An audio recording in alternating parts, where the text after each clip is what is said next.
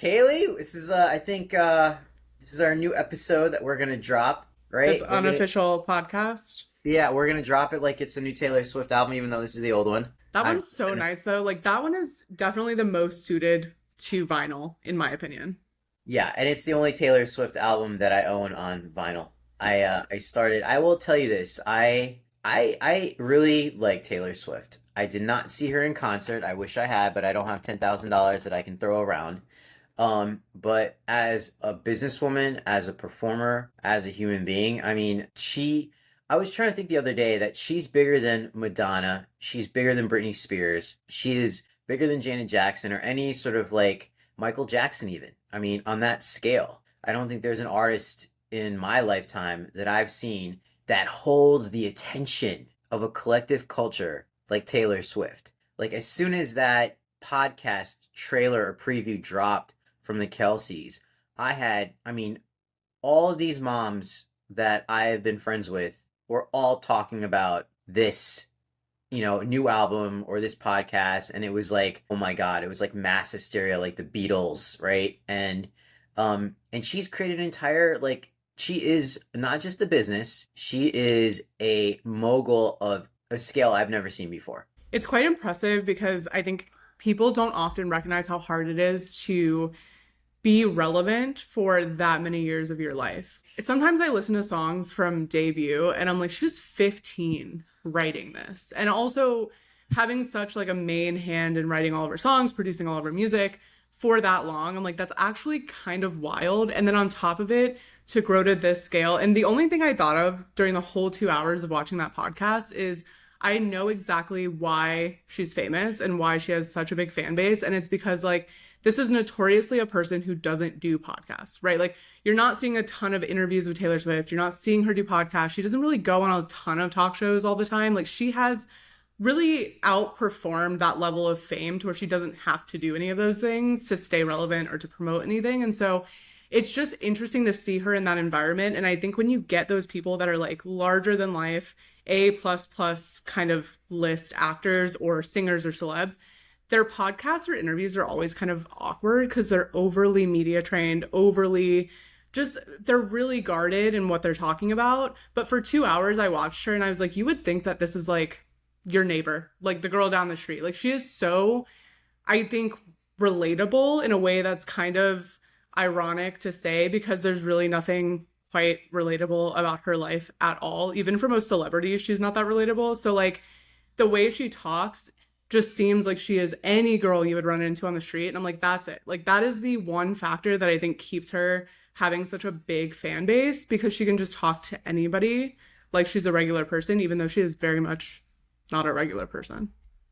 No, she's not, and I think that's what but it's her ability to, she is such a wonderful storyteller, right? And she's a really gifted wordsmith. People don't credit her as an artist as much as she deserves. Yeah, I know she's got like 14 Grammys, but I think on a one level, as a business person, I mean, you think about it, she has an entire book written, I think it's a Harvard Business Review publication. I think the book is called There's Nothing Like This, The Strategic Genius of Taylor Swift.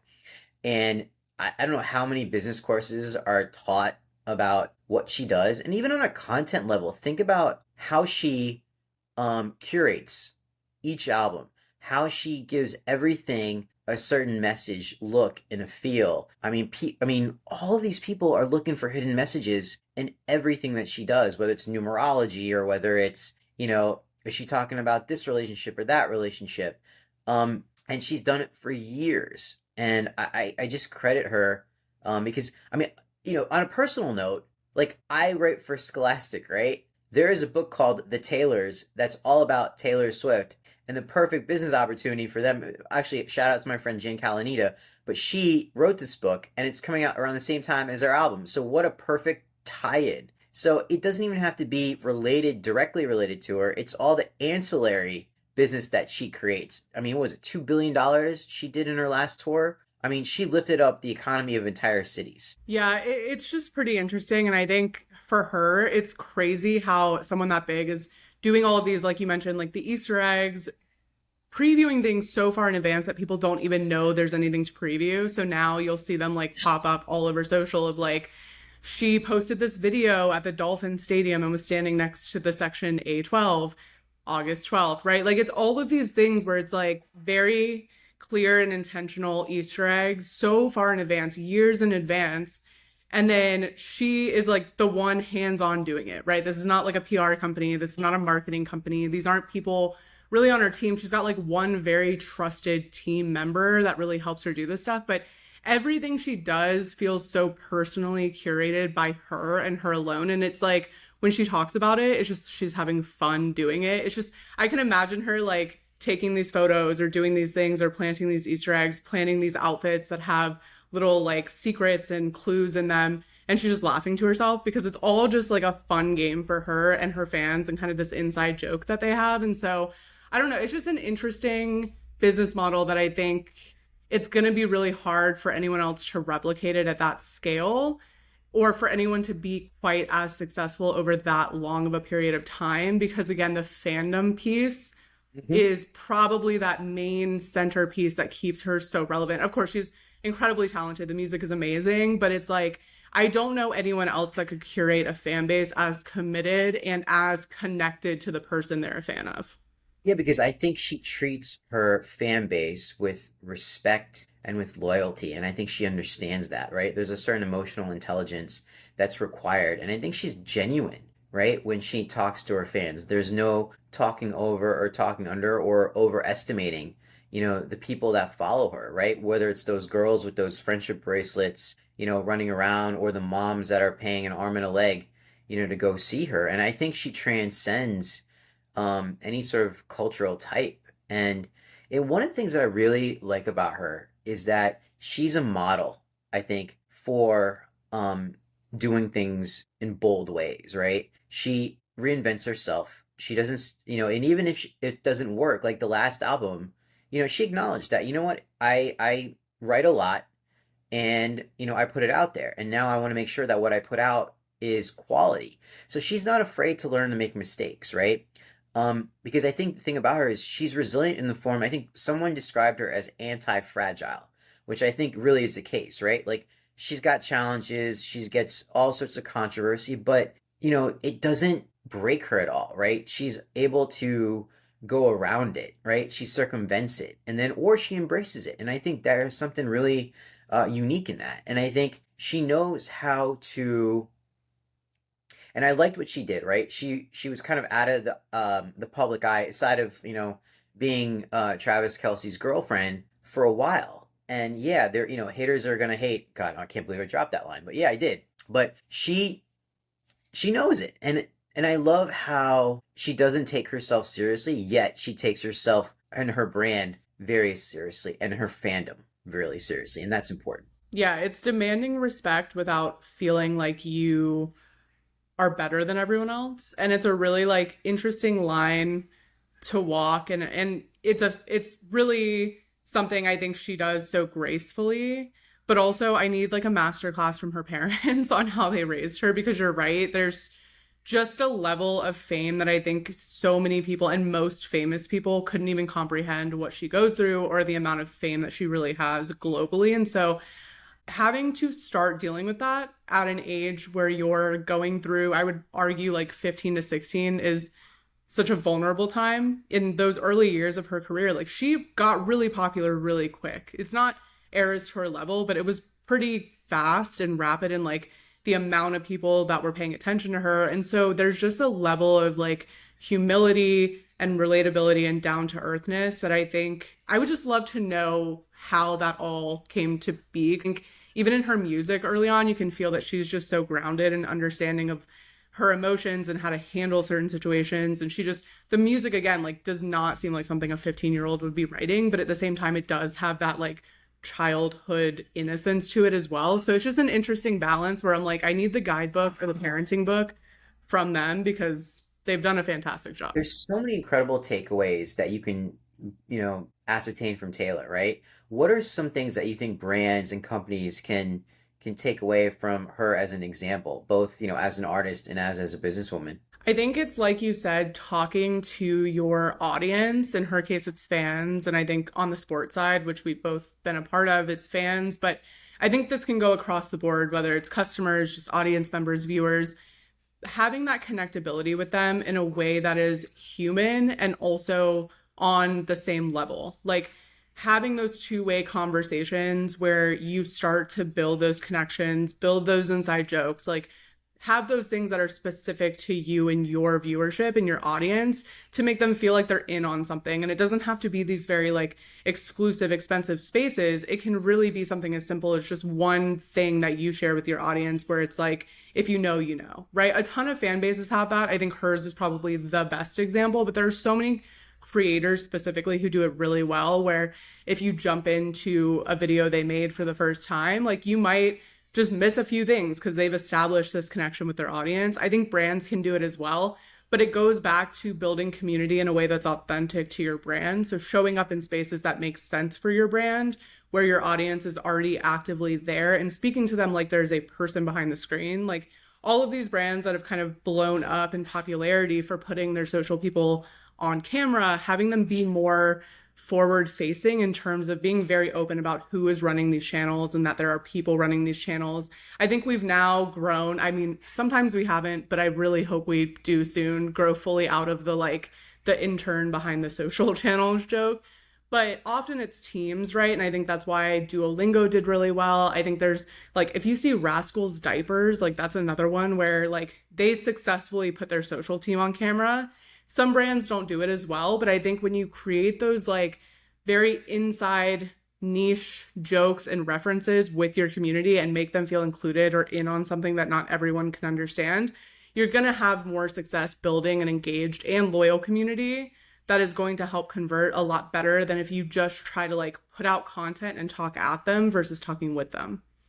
No, hallelujah to all those points. I think, what I take from her and what I think can be applied to like other companies and other brands, or, just if for you as a personal brand, I think, one of the things she does really well, and I think goes back to how she started, right? Country music was dominated by dudes, right? And she found the niche for younger teenage girls, right? And so that was overlooked. And then look at that base that she's created. So there are so many segments and audiences that are out there that you may not necessarily be catering to. And sometimes it's good to get out of your bubble and find that particular voice where, it might be those that are 65 and over, right? It might be, Gen Alphas. It could be, that gap of millennials or Gen Z like you and I are. And I also think with what Taylor does is that she creates thoughtful music, right?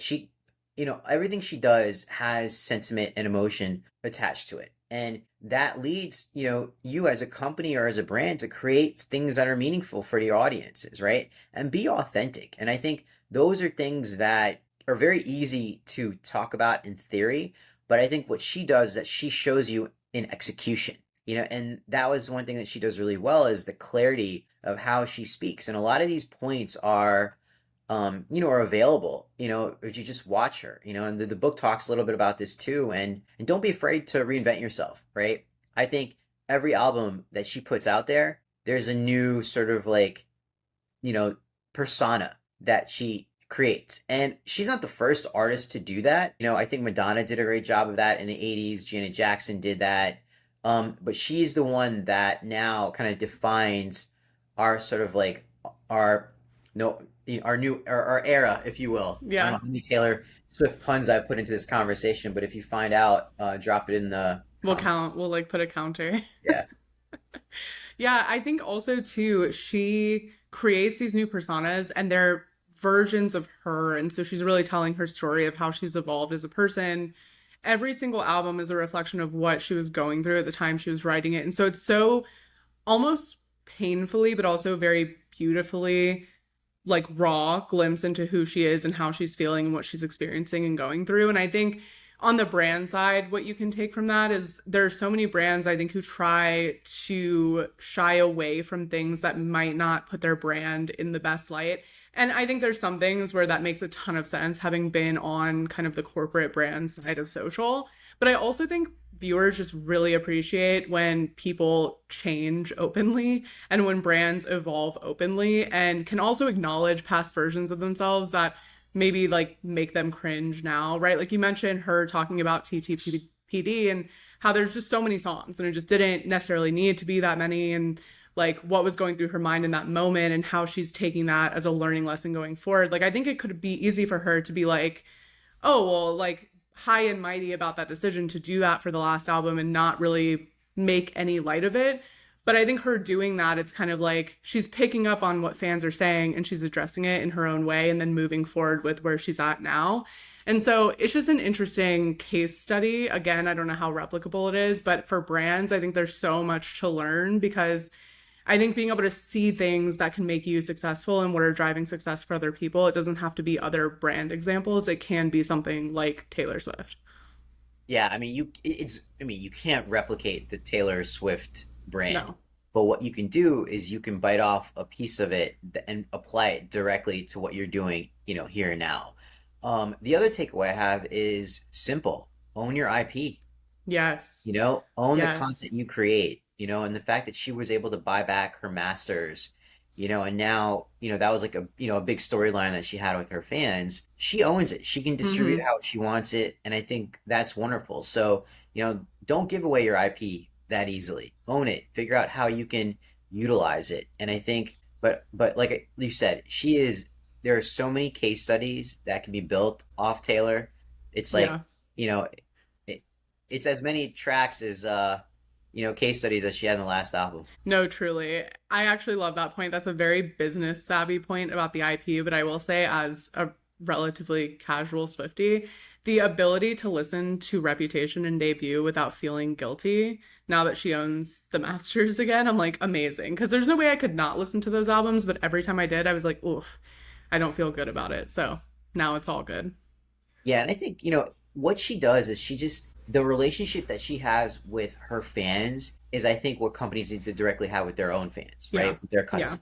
And I think it's a beautiful transaction and works so well. Yeah. I agree.